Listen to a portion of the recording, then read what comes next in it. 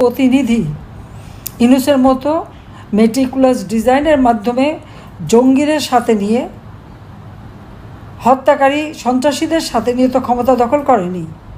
সে তো জনগণের ভোটে নির্বাচিত হয়ে সরকারের মন্ত্রী ছিল। কাজে আমি আমাদের নেতাকর্মীদের বলবো, আজকে আসলে ওই ছবিটা দেখার পর থেকে আমার খুবই কষ্ট হচ্ছে। সেই রাজবাড়ি গোয়ালন্দের নুরা পাগলার লাশ কবর থেকে তুলে লাশের উপরে অত্যাচার, এটা কোনোদিন কেউ দেখেছে বাংলাদেশে? পৃথিবীতে কেউ দেখে এটা?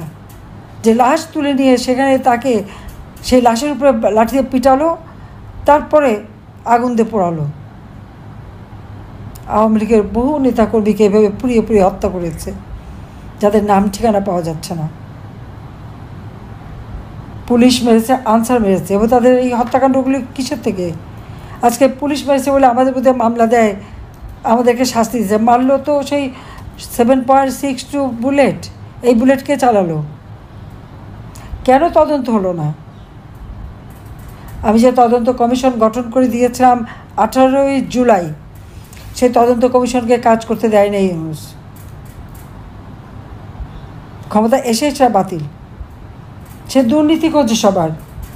আমি ইউনূসকে বলে নিজের চেহারাটা আয়নায় দেখেন। আর তার ওই যে সমন্বয়করা যারা আছে, এনসিপি পার্টি, তার উপদেষ্টা, তারাও যেন নিজেদের চেহারা আয়নায় দেখে। দুর্নীতিবাজ খুঁজতে হবে না, ওই আয়নাই বলে দেবে কে দুর্নীতিবাজ। দুর্নীতি দমন কমিশন কর্তৃক ইউনূসের বিরুদ্ধে মামলা, মানি লন্ডারিংয়ের মামলা, অর্থ আত্মসাতের মামলা, ট্যাক্স ফাঁকির মামলা, নিজের কোম্পানির লেবারদের টাকা আত্মসাৎ করেছে সেই মামলা, সাজাপ্রাপ্ত আসামি। ক্ষমতা আসতে না আসতেই সব সাজা বাদ আর সব মামলা প্রত্যাহার। অত সাহস থাকলে তদন্ত করে দেখতে বলতে পারতো যে সঠিকটা কী। সেখানে আমাদের সাংবাদিক কর্মী, নারী কর্মী, তাকে জেলখানার মধ্যে যে বারবার তাকে হয়রানি করা হচ্ছে। ইউনূসের সব দুর্নীতির তদন্ত করতে গিয়েছিল, তাই তার কাছে কী তথ্য আছে? তো আমি ইউনূসকে বলতে চাই, বা যারা যাচ্ছে সেই ডিবি টিভি সবাইকে বলি, ওদের কাছে কোনো তথ্য নাই, তথ্য সব আমার কাছে আছে।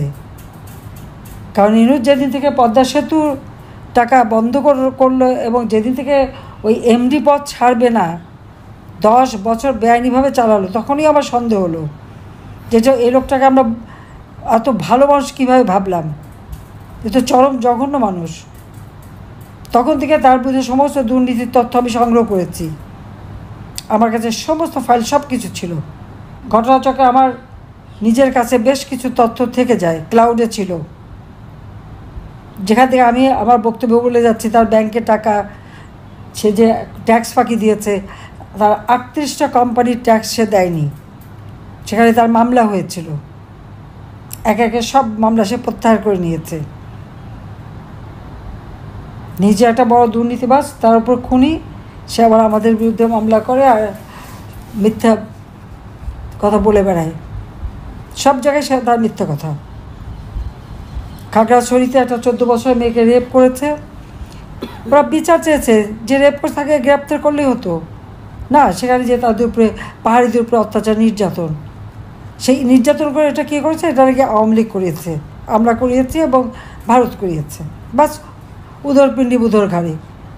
নিজের অপকর্মের দোষটা অন্যের ঘাড়ে চাপানোতে ওস্তাদ হচ্ছে এই ডক্টর মোহাম্মদ ইউনূস। কাজে এই সুদখোর ইউনূসের হাত থেকে দেশকে রক্ষা করতে হবে, দেশের মানুষকে বাঁচাতে হবে। সেই জন্যই বলবো, যে যেখানে আছে, যার যা কিছু আছে, তাই নিয়ে যে যেভাবে পারবেন এর প্রতিরোধ করতে হবে। আর ইউনূসের ক্ষমতা, অবৈধ ক্ষমতা, নির্বাচিত প্রতিনিধিদের বিচার করার তার কোনো অধিকার নাই। এটা অনধিকার চর্চা, এটা সংবিধান বিরোধী। কারণ তার ক্ষমতার ভিত্তিতে কোনো সংবিধান নাই। সংবিধান ছাড়া জঙ্গিদের দ্বারা সে ক্ষমতা দখল করেছে। বাংলাদেশের যতগুলি জঙ্গি ঘটনা ঘটেছে, সেই হলি আর্টিস্টের জঙ্গি ঘটনা, 21 আগস্ট গ্রেনেড হামলা, হযরত শাহজালালের মাজারে ব্রিটিশ হাইকমিশনের উপর গ্রেনেড হামলা, 10টা অস্ত্র চোরাকারবারি মামলা,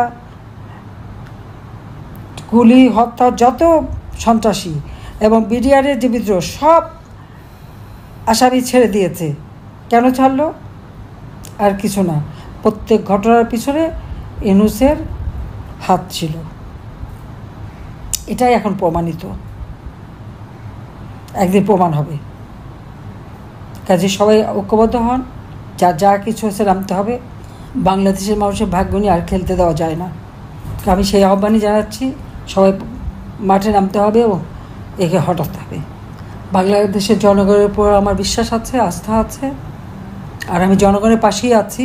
বেঁচে যখন আছি, অবশ্যই বাংলাদেশের মানুষের পাশে থেকে দেশের গণতন্ত্র পুনরুদ্ধার করা, আইনের শাসন প্রতিষ্ঠা করা, যত বন্দী আছে তাদের মুক্তি দেওয়া, মিথ্যা মামলা প্রত্যাহার করা, এবং যারা দোষী, এই ইউনূস, তার সমন্বয়ক, এনসিপি এবং উপদেষ্টা, এদের বিচার করা, এবং আওয়ামী লীগের নেতা কর্মীকে যে হত্যা করেছে, যারা হত্যা করেছে, যারা জ্বালাও পোড়াও করেছে, যার ঘর জ্বালিয়েছে, তো তাদেরকে চিনে রেখে যে যেভাবে পারেন সে তখনই ব্যবস্থা নিতে হবে। আমি আহ্বান জানাই সবাইকে শক্ত হয়ে দাঁড়াতে হবে। হারাবার তো আর কিছু নেই, সব গেছে, আমরা তো সব হারিয়েছি। তার বিচার বাংলা মাটিতে হবে। সবাই ভালো থাকে।